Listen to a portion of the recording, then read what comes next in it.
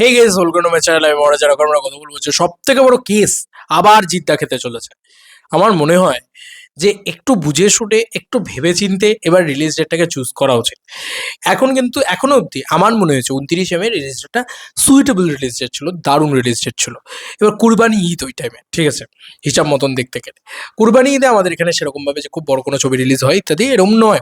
কিন্তু যেহেতু ঈদের সাথে জিদ্দার একটা ওতপ্রোত কানেকশন রয়েছে, ভাস্বতী দিক রিলিজ ডেটটা জানিয়েছিল যে মে মাসের 29 তারিখে। আচ্ছা, খুব ভালো রিলিজ ডেট, অনেকেই বলবে প্রচণ্ড গরম প্রচণ্ড গরম, কিন্তু আমি একটা কথা বলতে চাই যে এগুলো ম্যাটার করে না। ভালো ছবি হয়ে গেলে গরম ঠান্ডা এগুলো কিচ্ছু ম্যাটার করে না, আর ডেফিনেটলি লোকে দেখতে যাবে। এটার এক্সাম্পল আবারও বলছি, একেনবাবু রয়েছে, এটার এক্সাম্পল প্রচুর রয়েছে। মানে এরম কি যে মে মাসে বা জুন মাসে কোনো ছবি এসে ব্লকবাস্টার হয়নি? ডেফিনেটলি হয়েছে, প্রচুর বার হয়েছে, প্রচুর ভাবে হয়েছে। মে মাসে যা গরম থাকে সেপ্টেম্বর মাসেও অলমোস্ট সেম গরম থাকে, ভয়ানক গরম থাকে। সে সময় জওয়ান এসছে, লোকে দেখেছে।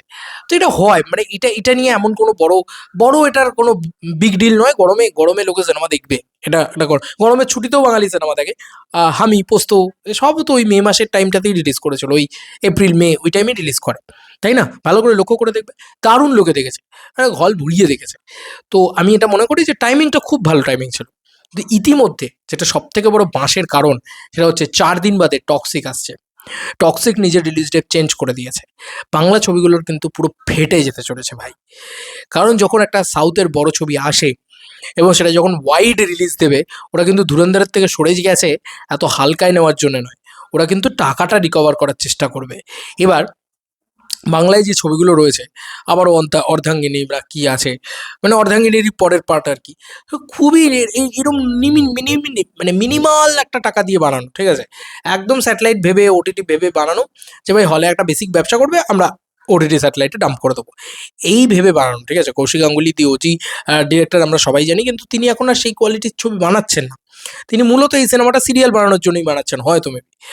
আর সঙ্গে যে আর আর যে ছবিটা, আর কি ছবি রয়েছে, আরও একটা ছবি রয়েছে, ও এডওয়ার্ড, উইন্ডোজের ছবি। ও তো কর্পোরেট বুকিং করে করে কোন রকমে ধরে রাখবে নিজের জায়গাটাকে, বা যদি নাও ধরে রাখে তাহলেও তাদেরও কিছু যায় আসে না, কারণ ওটাও একটা বড় বাজেটের ছবি না। উইন্ডোজের সব থেকে বড় কথা, উইন্ডোজের ডিল হয়ে রয়েছে জিএর সাথে, ওরা ডিল করে বসে রয়েছে প্রি সেলের। তো এই দুটো ছবি কিন্তু খুব ছোট ছবি হিসাব মতন দেখতে গেলে। একমাত্র জিদ্দার ছবিটাই কিন্তু 29শে মে যে ডেটটা, এটা কিন্তু বড় ছবি, হিউজ বিগ বাজেটের ছবি হিসাব মতন দেখতে গেলে। জিদ্দার ছবিটা কেউ বলে বিপ্লবী, কেউ বলে ডাকাত, এই ছবিটা কিন্তু বাঁশটা খাবে, আবার একটা মানুষের মতন বাঁশ। দেখো, মানুষ সিনেমাটা রিলিজ হয়েছিল, তার পরবর্তী 1 সপ্তাহের ভিতরেই অ্যানিম্যাল চলে এসেছিল, এবং অ্যানিম্যাল এসে পুরো খেয়ে নিয়েছিল মার্কেটটাকে, বাস হয়ে গেছিল। তো আজকে কেউ বলে বিপ্লবী, কেউ বলে ডাকাত, আসার 1 সপ্তাহও যাবে না, 4 দিন বাদে যদি একটা টক্সিকের মতন ছবি আসে বা একটা কোনো বড় ছবি আসে, সে যদি এসে শো খেয়ে নেয়, মার্কেট খেয়ে নেয়, আমার মনে হয় দেবদা এখন যে স্ট্রেচারে রয়েছে, যে জায়গাটায় রয়েছে, যে বক্স অফিসে রয়েছে, যে যেরকম পাওয়ারে রয়েছে তার, তাতে আমার মনে হয় যে, মানে সে, তার সামনে যদি শাহরুখ খানও আসে বা তার 5 দিন বাদে যদি পুষ্পাও আসে, তাও সে ওটাকে হোল্ড করিয়ে রাখতে পারছে, কারণ তার সেরকম বক্স অফিসের পুল রয়েছে। এটা জিদ্দার কামব্যাক মুভি, ইতিমধ্যে এটা একটু ভাবনা চিন্তা করে দেখা উচিত। এবার তুমি বলবে 15ই আগস্ট যাবে, তো যাবে কোথায় জিদ্দা? এবার তুমি আমাকে ভালো করে লক্ষ্য করো, 15ই আগস্টে দেবদা নিজের ডেট লক করে বসে আছে নন্দী মুভিজের সাথে। নন্দী মুভিজ ওটাকে রিপ্লেস করতে পারবে না। দুর্গাপুজোয় যাবে, তো দুর্গাপুজো তো বাস আছে, কিন্তু আমি বারবার বলছি, এটা অনেকেই হয়তো হালকায় নিতে পারে, দুর্গাপুজো করে লাফালাফি করতে পারে। তো লাফাও তোমরা দুর্গাপুজো বলে, আমার কোনো সমস্যা নেই। কিন্তু দুর্গাপুজোতেও কিন্তু রাজনীতি হবে, এবং দুর্গাপুজোর রাজনীতিতে খুব ভয়ানক রাজনীতি। আমি বারবার মনে করে বলে দিলাম তোমাদেরকে, এসডিএফ কিন্তু জায়গা ছাড়বে না দুর্গাপুজোয়। হয় মানে প্রবীরবাবুর সিকুয়েল নিয়ে আসবে, মানে ওদের সিকুয়েল ভ্যালুর ছবি নিয়ে আসবে, ওদিকে বহুরূপীয় সিকুয়েল ভ্যালুর ছবি রয়েছে, মাঝখান থেকে কিন্তু আবার দেব শুভশ্রীর গিমিক রয়েছে। তো 3-3টে বড় ছবি রয়েছে অলরেডি, ধরে রাখো এসবিএফ একটা সিকুয়েলের ছবি নিয়ে আসবে, এই তো একটা ব্যাপার। আর মানে সব দিক দিয়ে গিমিক তৈরি করে দেওয়া আছে, জিদ্দার ছবিটাই কিন্তু সেখানে উইক পড়ে যাচ্ছে। তো সেখানে জিদ্দাকে মানে রীতিমতো চেপে দেওয়া হবে, মানে চেপে দেওয়া হবেই হবে, এটা গ্যারান্টি টু গ্যারান্টি আমি বলতে পারি। অনেক বছর ধরে দেখছি ভাই মার্কেটটা। আমি সেই দিনকে এমনি এমনি বলিনি, তখন সব ফ্যান্সরা আমার উপরে রেগে গেল, আমাকে নিয়ে মিম তৈরি হলো, এটা হলো ওটা হলো। দেখতে পাচ্ছ তো আজকে সিনারিওটা। তো আমি জানতাম এই ঘটনাটা ঘটবে। আমি তো জানি এই মানুষটা খুব অলুপ থাকে, খুব শান্ত থাকে বলে এই মানুষটার সাথেই যত রকম অন্যায়টা হয়। তো আমি তখনই ভেবেছিলাম যে দুর্গাপুজোয় জিদ্দার আসা উচিত নয়, এই কথাটা বলেছিলাম যখন, সবাই রে রে করে এলো আমার দিকে, তেড়ে এলো, দেখছো তো। আজকে সরানো হলো তো জিদ্দাকে দুর্গাপুজো থেকে, প্ল্যান করে সরানো হলো তো। এবং জিদ্দাকে দুর্গাপুজোয় যদি আসেও, আমি এখনো বলছি, শো নিয়ে যা মারামারি হবে, ঠিক আছে, এবং সেটার যা কাদা ছোড়াছুড়ি, সেটার যা নোংরামি, সেটা জিদ্দা পারবে না, ওর অত নোংরামি করতে জিদ্দা পারবে না। আর কে সাফার করবে যেন দুর্গাপুজোয়? জিদ্দাই সাফার করবে। ধরো ছবিটা খুব ভালো চলছে, ধরো হলও ভরাচ্ছে, শাস্ত্রীর মতন ছবি হলও ভরিয়েছে, আমার চোখে দেখা ছবিটাকে উঠিয়ে দেওয়া হয়েছে, ছবিটাকে চলতে দেওয়া হয়নি, চোখে দেখা আমার। বুঝতে পারছো? That is the market. Power যাদের হাতে তারাই কথা বলে। তো এখানে দাঁড়িয়ে তোমার মনে হয় যে জিদ্দার খুব ভালো পজিশন দুর্গাপুজোয় হবে? একটাই মাত্র জায়গা পড়ে রইলো তাহলে, ক্রিসমাস। কারণ ক্রিসমাস বাদ দিয়ে তুমি দিওয়ালি বা ইত্যাদি এরকম টাইমে তুমি যেতে পারবে না, কারণ ওই টাইমে বাংলা ছবি খুব একটা ভালো চলে না। এবার ক্রিসমাসে তবুও একটু হলেও শাইন করার জায়গা রয়েছে, কারণ ক্রিসমাসে একটা লম্বা ছুটি থাকে, একটা লম্বা উইন্ডো থাকে, পরিষ্কার কথা। তাও ওখানে আবার দেবের কার্সও রয়েছে, যে দেবের সাথে যেই আসে সেই ফ্লপ খায় ক্রিসমাসে। দেখে নাও তুমি প্রিভিয়াস ট্র্যাকের, মানে যাবে তো যাবে কোথায়? জিদ্দার কপাল আমি সত্যি ভাবি, মানে আমার না খারাপ লাগে মানুষটার জন্য। মানুষটা এই ইন্ডাস্ট্রির সব থেকে ট্যালেন্টেড সুপারস্টার, কিন্তু ঠিকঠাক জায়গায় পায় না ভাই। এতদিন বাদে একটা কমার্শিয়াল ছবি নিয়ে আসে, এতদিন বাদে একটা বড় ছবি। আরে ছাড়ো ভাই, তাকে একটা একটা ডেট তো ছাড়ো, একটা মার্কেট তো ছাড়ো, একটা কোথাও তো জায়গা করতে দাও, একটা জায়গায় তো সাইন করতে দাও ভাই এই মানুষটাকে। কেউ কারোর জন্য কিচ্ছু জায়গা টাকা ছাড়বে না, হবে তো হবে কোথা থেকে। এবার যদি তুমি ভাবো যে সোনাদা, সোনাদা কিন্তু নিজের ব্যবসা করে চলে যাবে, যতই টক্সিক আসুক যাই আসুক, ওর অডিয়েন্সটাই আলাদা।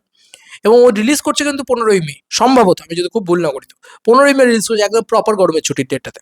এবার জিদ্দা যদি ওটাতেও যায়, এসবিএফ এর ডিস্ট্রিবিউশনের সামনে পারবে না, ডিস্ট্রিবিউশনে এসবিএফ পুরো খেয়ে দেবে একদম।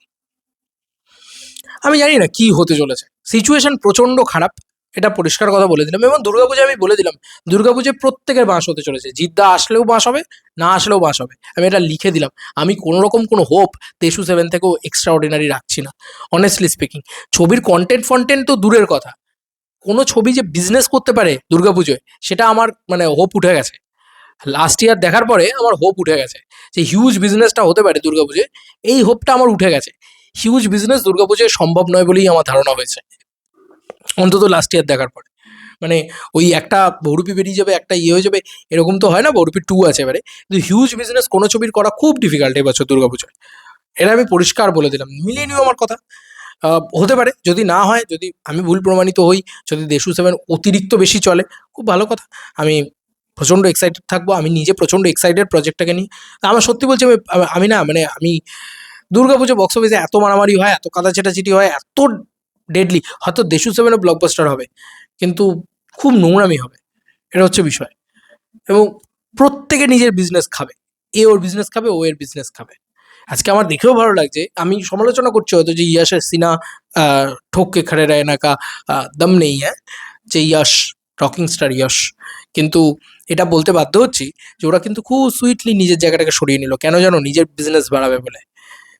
ওরা কিন্তু ধুরন্ধরের সাথে ক্ল্যাশ করলো না। আমাদের এখানে কারোর দম আছে কেউ সরাবে নিজের জায়গা, যে না ঠিক আছে, আমার ছবিটা তো বিরাট বড় ছবি, আমার ছবি আরামসে আমি যে সময় নিয়ে আসবো সে সময়ই চলবে, আমি সরাবো না আমার ছবি। তাও বলবে আমি সরাবো না আমার ছবি। সবাইকে চাপতে হবে না, কেউ কারোর জায়গা ছাড়বে না। কে কম্প্রোমাইজ করবে? জিদ্দা কম্প্রোমাইজ করবে, মির্জা আসবে, জিদ্দা কম্প্রোমাইজ করবে। আজকে বিয়ে আসছে, কি যেন বলে, বাদ বাকি যা যা ছবি আছে, কারণ আমি নিচ্ছি না আর, সব ছবি আসছে, কম্প্রোমাইজ কে করবে? জিদ্দা কম্প্রোমাইজ করবে।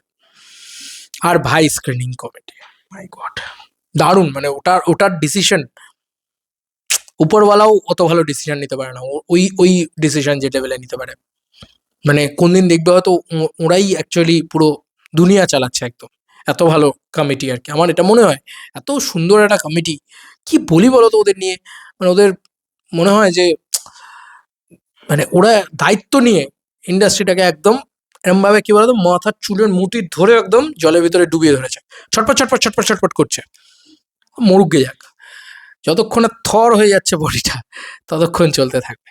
যাই হোক, চলো বন্ধুরা, আবার নতুন কোনো ভিডিওতে দেখা হবে ব্যাপাই। আমি আর কিছু ভাবতে পারছি না, আমার মনে হয় যে একটা ভয়ানক সিচুয়েশন ক্রিয়েট অলরেডি হয়ে গিয়েছে, যেটা জিদ্দার জন্য কোনো মতেই ফরেন নয়। কোনো দিকে গেলেই জিদ্দা বাঁচতে পারবে না এখন, মানে যে সময়টাতেই যাবে সেই সময়টাতেই ছবিটাকে চাপ তো ফেস করতে হবে। এবার ছবিটা একটাই জায়গায় প্রমাণ করতে পারবে, কেউ বলে বিপ্লবী, কেউ বলে ডাকাত, একটাই জায়গায় প্রমাণ করতে পারবে, সেটা হচ্ছে কন্টেন্ট। যদি কন্টেন্ট স্ট্রং হয়, কারোর বাপের ক্ষমতা নেই কোনো টাইমে তাকে আটকাতে পারে, কোনো টাইম, মানে এটা জিদ্দাই একমাত্র প্রমাণ করে দিতে পারে যে নন ফেস্টিভ্যালে এসেও ভালো কন্টেন্টের জোরে 5টা বড় প্রোডাকশনের চাপ খাওয়া সত্ত্বেও ব্যবসা দেওয়া যায়। Bye bye.